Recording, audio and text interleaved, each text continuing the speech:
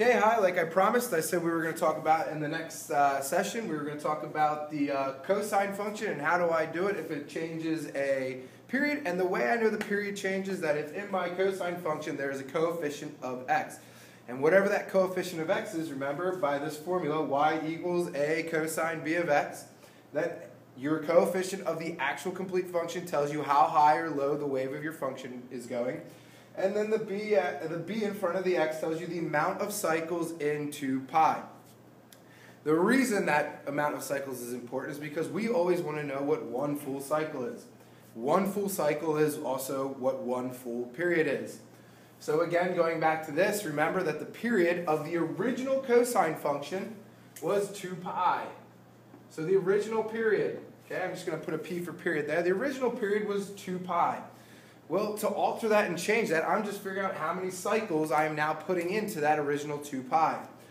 So that b is what that means. So if I want to figure out what the full interval is, I just take this 2 pi and I divide it by the new translation. So here we go. This new period for this function becomes 2 pi, and the coefficient of x in this case is pi. Don't worry that it's pi, it's just a number. Pi is a number. However, you can't write it out as 3.14 because remember, it's an irrational number in which you can never write it as a fraction, and it's just a continuing decimal forever and ever and ever. So we are actually going to use the symbol pi here.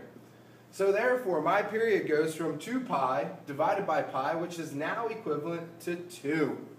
So remember, every period of every function is always broken into 4 equal increments thanks to the unit circle.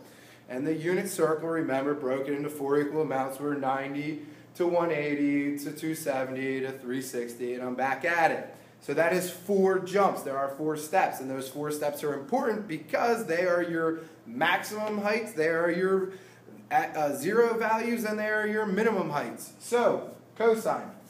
We now need to look up here is that the period is 2, so I need to break 2 into 4 equal amounts. Well, when you break anything to equal amounts, it's just division. So 2 divided by 4. Well, 2 divided by 4, and please note this time I just wrote it as a fraction, which is completely cool.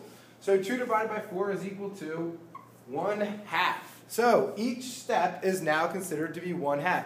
I know that you're used to seeing it with a pi. You don't put a pi with it. Whatever that answer is what it is. So if it's 1/2, it's 1/2. So here we go, starting off at 1/2, that makes this 1. And then that's 1.5, and that's 2. And the whole reason, again, I'm not writing every single one is because anybody can come up here and go, that's 1. And if they're equal increments, you will know by intuition that that has to be a half. So now again, I now have my equal intervals. I've got my period, I'm ready to graph. And what you need to remember is that for one period of the cosine function, it has 2 maximums. So it starts off at its maximum, it goes to 0, it then follows down to its minimum, it comes back up to 0, and then it goes back to its maximum. So in one period, it's got 2 maximums, 2 zero intercepts, and 1 minimum. So let's go ahead and go through and graph this. So at the very starting position, it starts at its maximum, and remember the maximum is its amplitude, and in this case the amplitude is the coefficient of the function, which is 1. So the coefficient of the function here is 1, so I start up here at +1, and I put a dot. At my next interval, remember for the cosine function that always takes me down to my x-intercept or my 0. So I go down to 0, the next one happens to be my minimum, so I go to -1, which is my minimum because I'm basing this all off my amplitude, if you're wondering how I know to go to -1. My next value then goes back to 0, and I'm just following a pattern. So maximum, 0, minimum, 0, and then back to maximum. So this is my function. So now all I do is I'm going to connect these with a smooth curve. So I go ahead and connect them. So there's my smooth curve. So that right there is my cosine function over one period of an altered period, which was no longer 2 pi, it was 2. So I hope that helps with any of your homework problems that you might have. And if you have any questions, feel free to ask me. All right, have a good one.